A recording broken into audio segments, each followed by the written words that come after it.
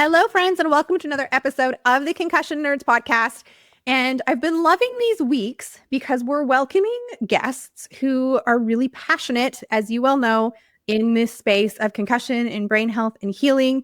And this week is no different because we are welcoming Dr. Paul Rollett from Okanagan Vision Therapy, who is a neuro-optometrist, obviously in the Okanagan, in British Columbia, who I've had the pleasure of knowing. I don't even know how long we've known each other now, Paul, a few years. Yeah. And we've got to collaborate on clients together from Nanaimo and the Okanagan. And I am just stoked to have you here to talk about. This is a topic that the whole thing, vision, prism, collaboration, all these pieces are topics that I think are so important in this space. And so I'm excited to dig into it with you. But what I would love is for you to share a little bit more about yourself with the audience and a little bit about why you love like the role you play in vision and neuro-optometry.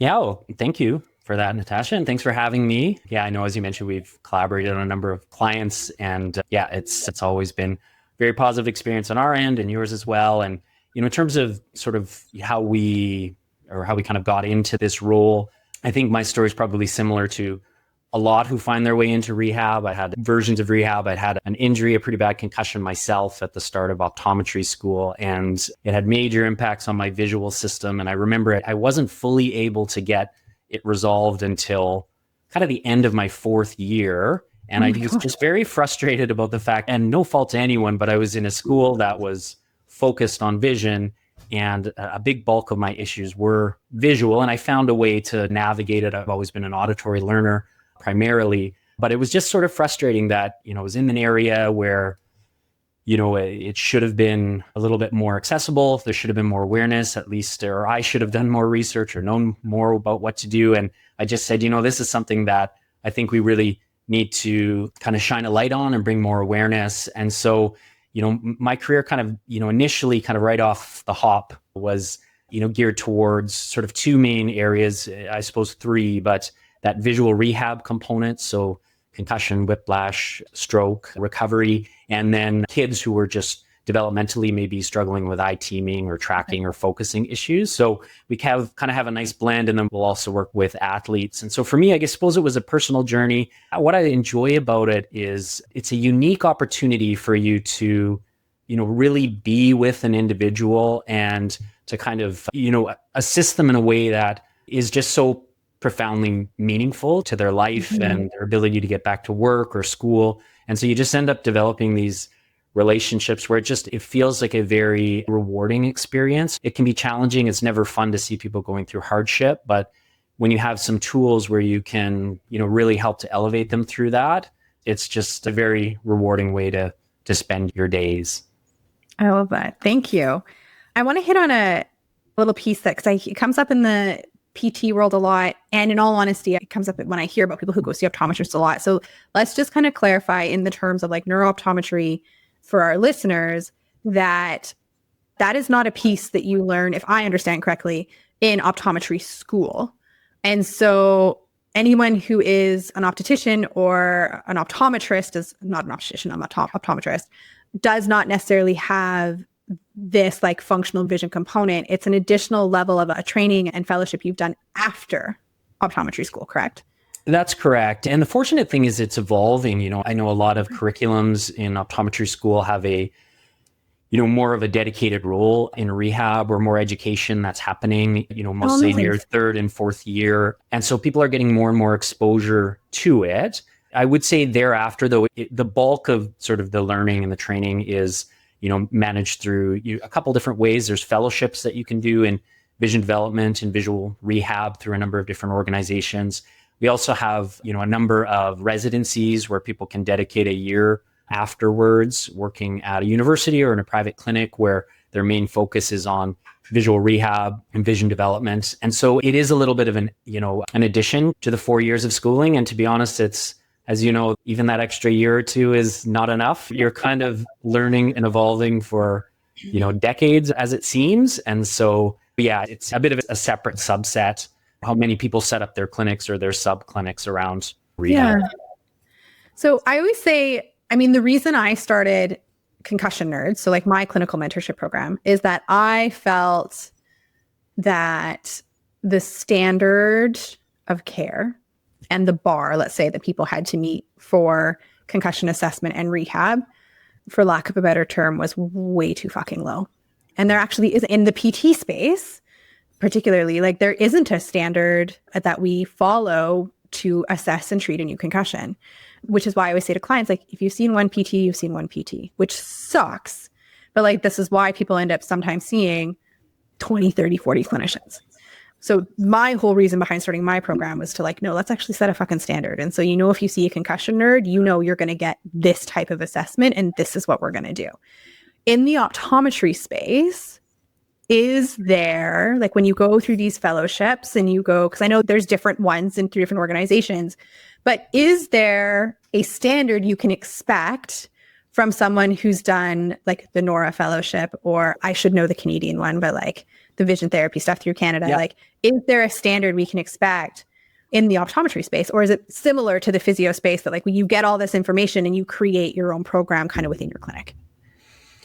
I think it's evolving to have a little bit more of a general standard. I would say that the assessments oftentimes are going to be, you know, somewhat similar, but not always. And so I think, you know, it's probably a difficult question to answer because I know that many people's models of vision do tend to evolve quite a bit over time. And so you'll have, you know, similar structured, you know, measurements that are going to come from the exam. What someone does with glasses or optics, a lot of times there is some nuance to it where you're going to get different results from different providers. And so, you know, a lot of times you have the communication with someone who's within your area.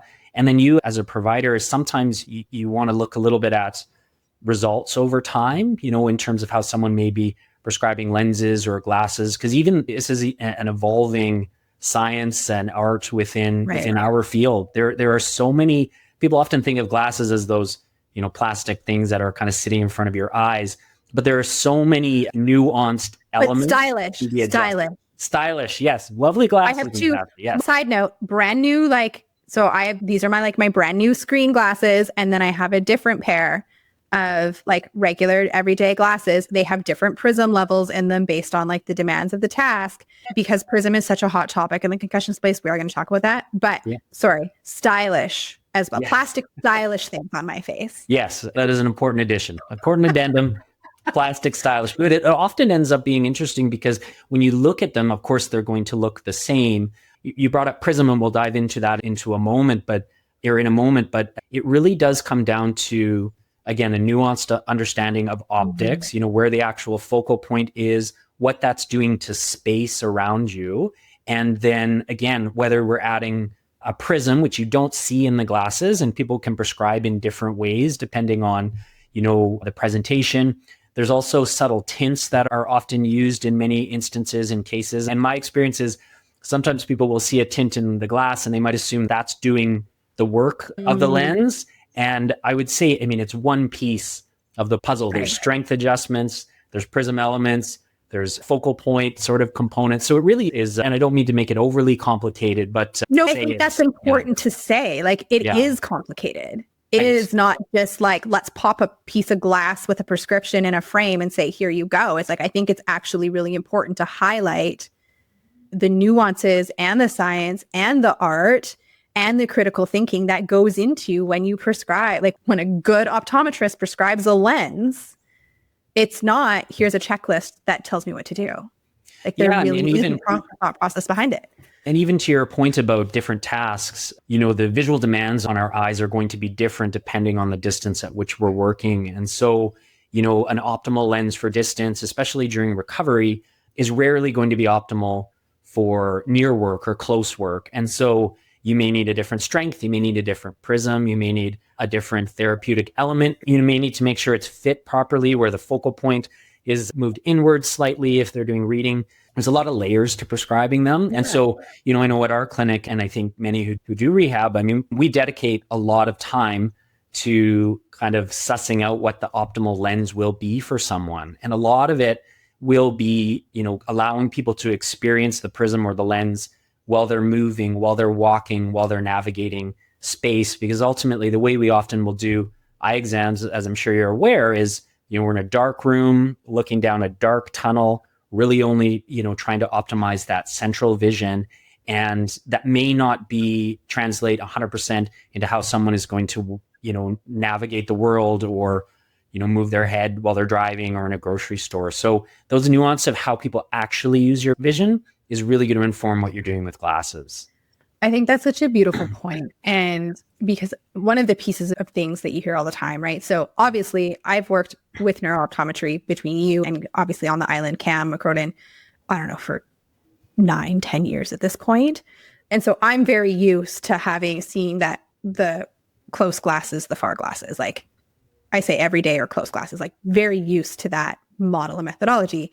It was hilarious. I've had my glasses for like 3 weeks. And when I went into my appointment, I said to Cam, I was like, well, I came for computer glasses. I said, but you're going to fucking tell me that I need distance glasses too. Sure enough. I always said when I went for travel and I couldn't read the text on the screen anymore without it being blurry, I was like, shit, my LASIK has run its course. Right. Yeah.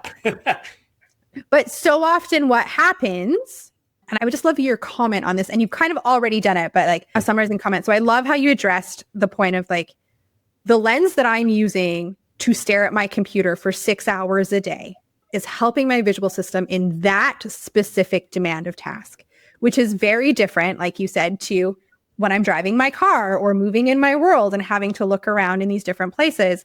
And so it makes sense that my eyes and my visual system need different support in those contexts. So I loved the way you phrased that, because what happens far too often, and then clients are like, well, who the fuck do I listen to? Is, the referral process and the flow, right? So it's like they start with a neuro-optometry, but then if they're still having vision problems or things are really slow to recover, then their doctor refers them to neuro-ophthalmology. And there is it's not a turf war, but like there is some opposition between the two professions. And I think it's just like a lack of understanding, in all honesty. But very often what the neuro-ophthalmologists will say to the client is, you don't need these two lenses, throw that pair out. And they get told that they've been overprescribed, or they get told that like it's ridiculous that they have two pairs of glasses and da-da-da. And then those clients come back to us in the physical therapy space. So we're going to talk about I don't know how we're not doing this podcast in 30 minutes, because we're going to talk about collaboration on this podcast too. But right. So then they come back to us and they're like, who do I listen to? So what is your thought on that? And it's unfortunate that it's still way too common, and just this like it's really conflicting information. And I think it just comes from a lack of understanding and awareness. But what do you say to those clients that they're getting that feedback and then they're just like, because I hate to say it, but like in the world of specializing, the neuro-ophthalmologist is a specialist versus you and I fall into that allied health piece of things. So in that hierarchy of information as well, what are your thoughts on that? What would you say to that client? Yeah, I mean, I suppose I'd start by underscoring, we're fortunate we do have, very nice relationships with neuro-ophthalmology, for the bulk of our clients. I would say one of the things, and this is maybe kind of just to backstep a little bit, one of the challenges I think in rehab overall in general is that we tend to see each other's failures or lack, like we tend to see the clients 100% who have not maybe fully responded to our approaches. If someone comes in, they get their two glasses, they do their training, their visual, they feel great, they're back to work, they're not going to neuro-ophthalmology. 100%. If someone comes in, they get their glasses, they use them, it's a little bit better, it's not working, they do their rehab, it's a long wait for neuro-ophthalmology in many instances. A lot of the clients that they're going to see are the ones that, maybe did not recover or follow what is the normal trajectory of recovery. So the notion may be that, none of these elements work, or that may be their perspective. I don't want to speak for anyone else. But from my element, a lot of times with optics in general, people should be feeling that it is better and easier when they're using the glasses that someone told them to throw away. I know we've had people who come in and say, I was told to throw these away. They're wrecking my eyes, and again, maybe that's what they heard. I doubt that's ever necessarily said, but they might be seeing those elements there. And then you'll ask them, well, how are you feeling when you're doing them? Well, it seems a lot better. Like I can read a lot longer. I can perform a lot better. The truth is, if you give someone new glasses and it doesn't change anything, they don't feel any better, they're not performing, reading, then something likely does need to be changed to the glasses. It might not be that they have to be thrown out. It might be that, okay, we need to adjust this. Things have changed. Focusing or accommodation is very variable after a concussion or a head injury, right? Early days, it's often you're going to get a very large sort of lag in their focus, but that does tend to tighten up with time. And so many times you're giving the best lens for that moment in time, but it may need to be adjusted if it's been, 6 weeks, 3 months, 6 months, just depending on how someone is responding. So I do think that there's, I have conversations alongside neuro-ophthalmology quite a lot. And I know it's starting to become more open towards, the optical elements and optical adjustments. But yeah, for the patient that you specifically mentioned, I would really go back and chat with your optometrist and allow them to explain to you why they maybe did that a certain way. And then you as the optometrist, you really have to say, well, are you feeling better with them? Or are you performing better? And if the answer is yes, then I think we need to stay on this path. And so, yeah, it's a nuanced conversation for sure. There's many layers to it, but ultimately, I think when it comes to optics, it's often in your best interest to follow the profession that provides the optics and measures the optics on a potentially more detailed level. Fabulous answer. Thank you. Oh my gosh, my brain is like, I'm trying to keep track of my questions in my head right now. Okay, so I want to dig into Prism a little bit here because it's such a hot topic in the concussion space. Everyone knows the word Prism, and yet very few people understand what it does. So I'm going to share a little story first, and then we're going to dig into that. So it's funny because also in this concussion space, there's this narrative that is very present of like, we want to wean off Prism. Prism is bad. Prism is a crutch. And like, we want to wean off of this. And it's no good if I can't. I don't know where it came from. But it was really interesting because I had a conversation with someone, one of my own coaching clients the other day. And I said to her, she's working with an optometrist who sounds really fabulous. She does not live in BC, but her optometrist sounds great and has recommended Prism for her lens.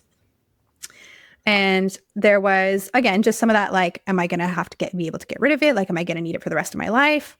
And so I said to her, so just a question. I said, did you have glasses before your concussion? And she was like, yeah. And I was like, okay. And by having glasses, what did that help you do? Well, she's like, well, I could see. Yeah. And I was like, awesome. When you got glasses before your concussion, was it a bad thing? Was there this? And she was like, well, no. And I was like, okay. I said, was there this thought process that you need to do something to make your eyes better to get rid of them so you didn't need them anymore? And she's like, well, no. And then she literally had this light bulb moment. Right. And she was just like, oh. And I was like, right. I said, so where in this space did needing the help of the lens, whatever that lens involves so that you could see, become a bad thing? And she was just like, oh. She's like, I'm going to go buy a pair of frames that I like. And I was like, right, be proud to wear them and like, let them match your outfit. Perfect.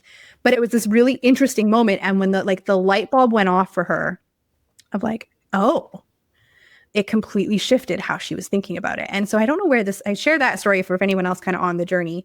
And then I shared too, because when we talk about this narrative of needing to get rid of the prism, and so this is why I'm going to get you to explain what a prism actually does and why you pull it in, needing to get rid of a prism in our lenses after concussion. And not that like, we might actually not need the prism at some point.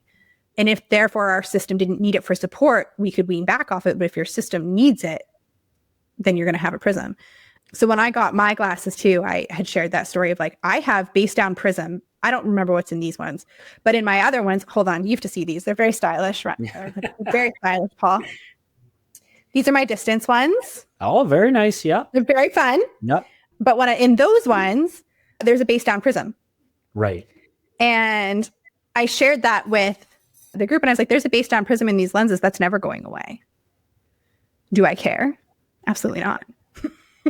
Well, and so, not to cut you off, but I just wanted to hop onto that base down component of Prism. One thing that I think it's important to understand about Prism is that even if it's not prescribed in the glasses, it is in your glasses. So if you, as an example, are someone who's nearsighted, you're looking through the center of your glasses, let's say they slide down your nose a little bit and you're looking through the top, you are now looking through a yoke base up prism. Inevitably, you're looking through a prism. If you've got a plus lens, the opposite is true. You're naturally looking through a base down prism. So many times what we're actually adding to the glasses is something that may naturally already be there, but we're just being a little more intentional about where we actually put that tool. And it's, when you grind in a prism, it's maybe there's a little bit more of the spatial effects than, say, decentered prism is what we call it. But the reality is prism is in every single pair of glasses that you ever get. And so, it's interesting. And, I think it might be worthwhile kind of going into certain directions of prism, not in a, sort of deep dive way, but the reality is there are certain directions of prism that, yes, very much do have, for lack of a better phrase, some addictive qualities. So many times these are prisms, we call them base out prism, where they move the world in and compress space. It's helpful for people whose eyes potentially may be turning inward. Because we don't have as much natural divergence or eyes outward movement, that does have the potential to become a little bit more addictive over time. And it doesn't mean we don't use it. Sometimes there's a lot of value in it, but you have to watch it a lot more closely. Yoke base down is often, and many people do move away from it, but in and of itself, it's an optical component that's a part of anyone's lenses. And for many people, are you a little nearsighted now? Or yeah, so I over converge close.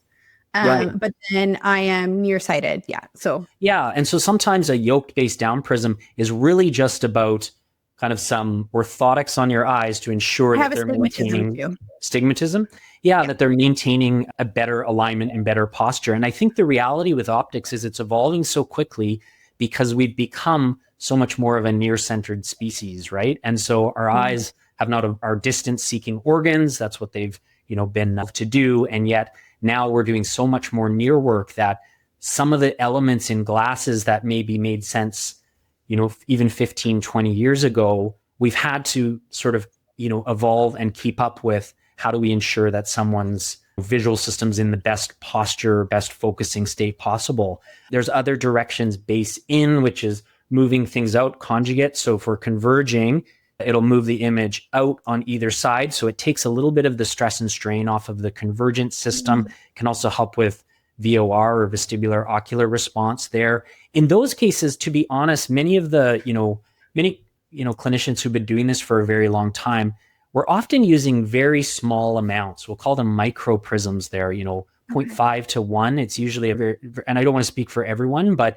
it's often it's really just we're putting training wheels on the bike for a period of time. We may be or may not be doing some rehab, but the reality is if you keep it at a very low level, some people may move away from it. But because of the near-centered work that we do, it's very rare that you're actually going to need more of that prism over time. As an example, that concussion I referenced to you, that was 2007. I still have, these here. There's a little bit of base in prism, and I'm not wearing it here during our conversation, but I'll use that for, extended screen and computer use. And the reality is, again, it has not changed the posture of my eyes over, 14, 15 years. I'm not saying you don't keep a watch on that, but many people where we're prescribing different directions of prism, we may also give them some activities that can dampen the likelihood of adaptation. So I think it's always a good question. I get it quite a lot. And my response is usually, it really depends on the direction of the prism, how it's being used. And in certain cases, it may be a good long-term fit for you regardless, and not something that you're expecting is going to,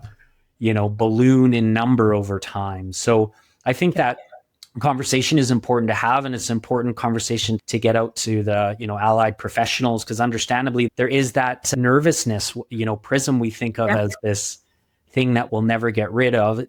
Many of our clients do move away from it, but for many people, it's just their work has evolved. It's just a better lens for them overall. And we're always, presenting that and discussing that with people. So I hope that wasn't too kind of deep in the weeds a little bit. No, that was amazing. But it really depends on the direction. Yeah. Yeah. No, I love that. And I think that goes back to speaking to a little bit of obviously the understanding, but then the art in when you create the lens for the patient. Right. Yeah. I think it circles back to that piece of it's not just, okay, they're this, and so check. It's no, and figuring out that and the demands the client needs with their visual system and helping them create the optics to support that in as best as possible. I think that's beautiful because it circles back to that element of it for sure. And I will underscore just this kind of, a lot of times when we're utilizing Prism in prescriptions, it's almost never a first week intervention, or in many instances, it's something where usually that's someone who's kind of well within to the chronic phase of recovery. And, we can't keep doing the same thing and expect a different result. The visual system and the brain needs a different input. And one of the fastest ways to change the nervous system is through optics. So yeah, I just wanted to underscore, it's not, okay, week 1, they're coming in and we're giving them, unless they have, very obvious challenging double vision that you really need to get ahead of with, say, a large prism and wean someone off. But it's not, immediately everyone who's had an injury needs that on day 1. In many cases, it's a little bit more of our chronic clients. Awesome. So I want to talk to one more like kind of therapeutic piece. And then again, all of this links back to like how we communicate together as like a PT and an optometrist, and the collaborative component of how we can approach client care. And I think this next question is going to be hugely helpful to all the allied health people listening and how we can continue to support clients, and then also to clients listening. So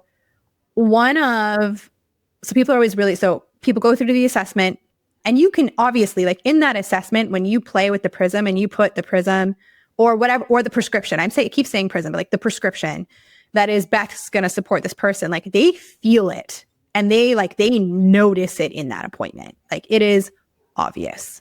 Yeah. So then the glasses get made and they get their glasses, and now they have to be able to tolerate them and wear them.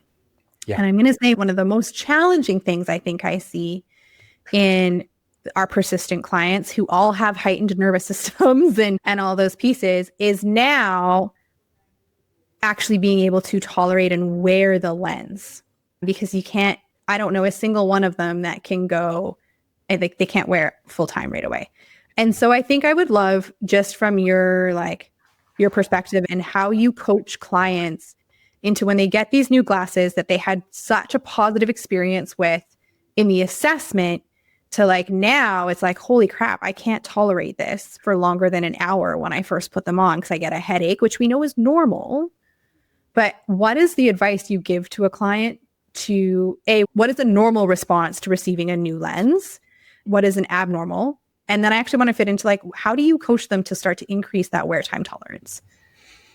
Yeah, all very important parts of, you're right, that sort of counseling piece. And so in many instances, what we're doing with Prism or, strength adjustments within the glasses, I think it might be important for me to comment on that. A lot of times with our strength adjustments, we're actually, doing things that make the world appear subtly larger. So we're actually drawing visual attention outward, because as we know, our sense of balance and spatial awareness, at least from the visual component, is much more driven by our peripheral visual field than our central visual field. And if someone, is in fight or flight response, if you're going to fight a bear, it doesn't matter what's out here, we end up tunneling. And so what we're doing is we're communicating to them, what we need to do is we need to allow your eyes and your visual system to breathe for periods of time throughout the day. We need to open it up and to draw that attention outwards. Now, when you first get them, you're going to want to ease into it, because that, extra processing or that extra awareness may feel a little overwhelming. So don't feel like you're failing if you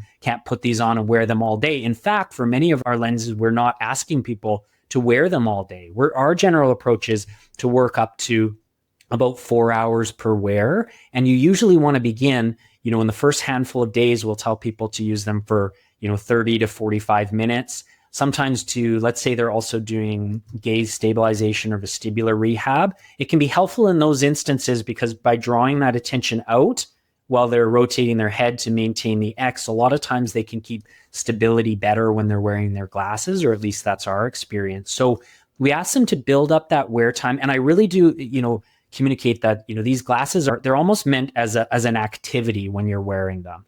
They're drawing that attention out. This is your vision therapy exercise, is to wear your glasses and to move throughout space, because we know that additional magnification, as well as some of the prismatic components, can help to slowly but surely normalize that VOR gain, or the, vestibular ocular response gain. And so we ask them to try and work their way up over that first week. And then our approach is we're always checking in either in person or on the phone, 2-3 weeks after they get their glasses. And in many instances, we actually, if they can come in, we're remeasuring their balance there and, making sure that it's moving in the right direction.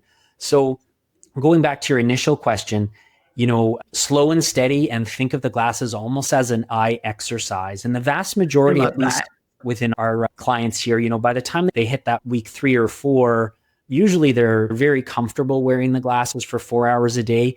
If they're really not, and that's why we like to see all of our, clients at that, 3 to 4, because if someone's really struggling and they put them on and they get a major headache, or it's making them much more dizzy, then we're almost certainly going to want to change the lens. It might just be a matter of, okay, maybe this component needs to be adjusted. Maybe we have to soften the prism. Maybe we're not quite ready for, that much of a strength adjustment.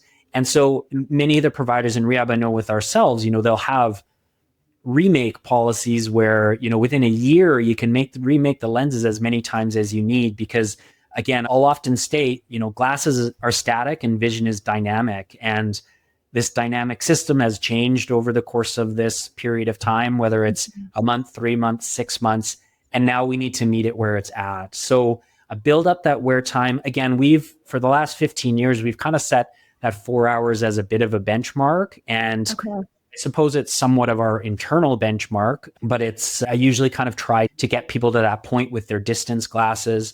And again, the other thing too that might be helpful is sometimes if someone's really struggling, you can have them wear them in smaller environments, so more indoor environments. Because when you go outside and you get that extra space there and they're walking and they're having to, navigate traffic, and it might be a little too much. So we'll say, wear these around your house for the next, for an hour or 45 minutes. Try and do it in more close environments. Yeah. That's super helpful. I also just love that you said, we start with 30 minutes. Yeah. You build up. And it's funny, you'll have some who come in and they put them on and they say, I'm never taking these off, right? We'll have, many patients who do that. Others, like I said, usually by the 2-3 week mark, at least with our prescribing patterns, 80 or 90% are really happy and comfortable with it. And then there's some that you have to adjust. And that's part of managing a dynamic visual system. Yeah. Well, and I say I always love when I can because I always say to my clients, I don't have a concussion. As far as I know, I don't have a brain injury. And even with my glasses, I couldn't wear these ones. I couldn't wear for longer than 30 minutes when I first got them. It took me about a week to build up to be able to wear them consistently when I'm working. And then my distance ones, I'm still building up. Yeah.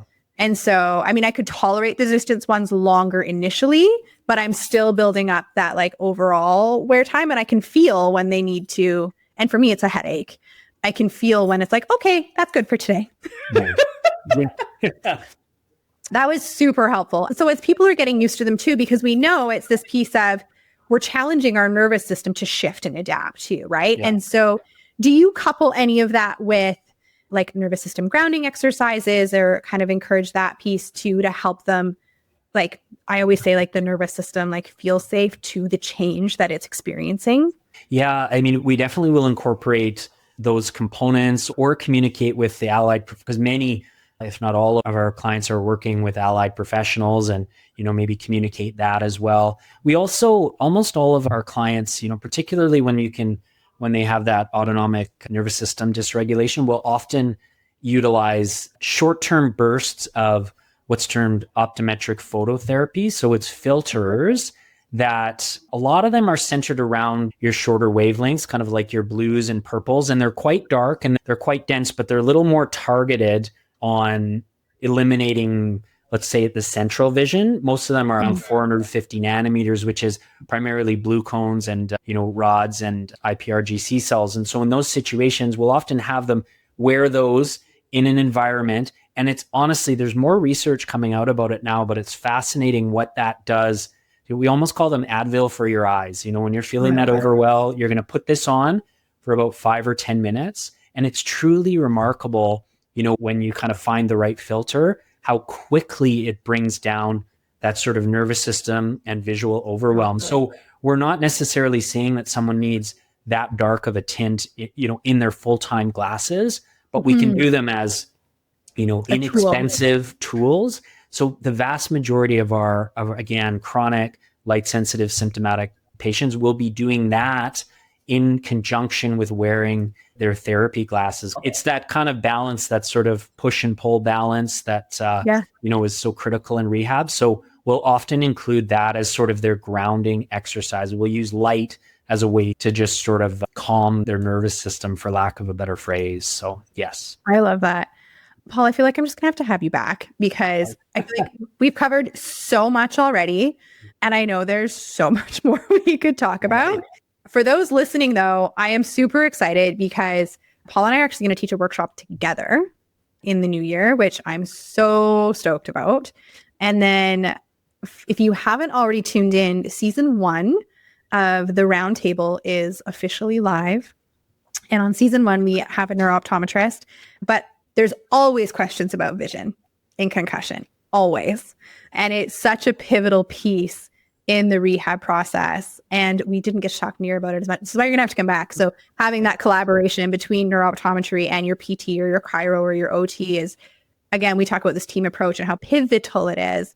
So as I was choosing who to invite to be part of the panelists for season 2 of the Roundtable, I knew I wanted neuro-optometry back. And so Paul is going to join us for season 2 of the Roundtable. So you're going to get a whole lot of him in the new year as well. So I'm so excited for the things we have on the table to continue to open this conversation and promote collaboration between all the allied health professions and neuro-optometry, and the things we can do to continue to help people.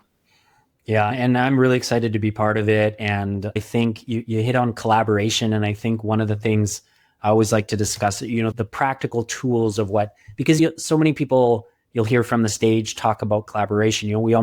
It's a buzzword, we have to say it, but what are the actual practical ways in which you create collaboration? Because collaboration often comes through systems, and in many cases, if not all cases, it has to go both ways. It can't just be this person's being seen here, they were referred, now they're being seen here. Especially in rehab, there has to be that sort of dialogue, as well as sort of that, sharing of the rehab process. And there's ways you can do it. I'm just always excited to get more allied collaboration in the optometry field, because I just know in many cases, it can be the missing link to make other people's jobs easier. And so how do we do that and make sure that everyone is still getting all of the other important elements of their rehab, the cervical, vestibular, nutritional, sleep, all of those kind of important elements too? I agree. And I think so much of that comes to having the conversations like we're having in that piece of, we're not taught really, when you look at any of our professional schooling, we're really not taught about what you do, and you're not taught about what we do. I think for me, that learning has come with I've gone to optometry conferences to learn and to make those and to have those conversations. And so I think that's where we begin to have that greater understanding of, oh, okay, well, it's if I see this, I know I can send them to Paul and we can do this. And then they come back and here's our dance back and forth between, and how we utilize both of our professions, like you said, in this collaborative reciprocal relationship to support the client. And so we might just have to have you back so we can dig more into that. And so we don't have to wait till the Roundtable to have that conversation. I'd be happy to. And I did want to just pick up on one point you made, which was you attending the optometry conferences. That's where a lot of, my understanding of what people understand in the PT and OT and chiro world is from attending those conferences. And I might not understand everything, but you're actually oh, you know what? This element is, if we're kind of doubling up, this is already being done. How do we kind of work within our own, unique zones of genius, or whatever the term is. So I think that, cross collaborative and cross professional education is a really big part of that. And it's that, it's that piece of I think sometimes professionals are scared to step out of their own field into that other piece. And I'm just don't be. I remember the first conference I went to, I was what is OD and OS? I was I was what? I was wait. We have a weird language. It's our problem. Which one is which? Yeah, with the problem. Our reports are, unless you kind of, speak in plain English, they're possible to decipher. So Yeah, we have a language issue in our profession. I think a lot of medical professions do. So. I think we all do. Yeah. I just remember saying that. I was like, there was an optometrist sitting beside me, and I was like, I'm sorry, which one is OS? Like I knew it wasn't, but I was like, which one is OS again? And they looked at me, I'm like, I'm a PT. Yeah. And they were like, oh. Yeah. But I'm sure they were happy to help. Yeah. They were very kind. I now remember, I now know which eye is which. Yeah. It's great. How they told me to remember it always makes me giggle. But yeah, thank you so much for coming and chatting. We'll have to book another one for sure. And obviously just like, thank you for all the work you do and your passion in it. And again, wanting to really help kind of build and open, like, so we're all working together more too. I think it's such a beautiful piece and so important in all of our client care. So if people want to reach out to you, if anyone in the Okanagan is listening, like how can people reach out to you and connect if they would choose to? The easiest is probably through our website, okanaganvisiontherapy.ca. We have a contact form there where, that kind of gets filtered directly to myself there. That's the easiest way. And it also, we've got some educational pieces. So if you want to learn more, we've got, on our main page, we've got the documentary we shot a couple years back that you can watch if you want to know more about how vision plays into recovery. It's just a 45-minute YouTube watch. So if you're dealing with visual issues and you don't want to read the page, you can just put that on and listen. And, maybe some of the symptoms would resonate. And, we'd be happy to do everything we can to try and help you. Perfect. Thank you so much for being here, Paul. Yeah, thank you. It's an honor. I really appreciate it. And yeah, I'm looking forward to, teaching that course next year. It'll be, I think it'll be really good for both of our professions. I'm super excited. So I think we'll do it for yours. And then we need to take it to the physio world as well. Yeah. Back and forth. Yeah. That'll be great. All right, my friend, have an amazing week. And for those listening, thank you for being here. And we will see you next week. That's today's episode. Thank you so much for tuning in. If you liked what you heard, give us a like, give us a share, give us a tag on Instagram, and please never hesitate to reach out. We love communicating and connecting with you. Until next week, my friends, have a marvelous day.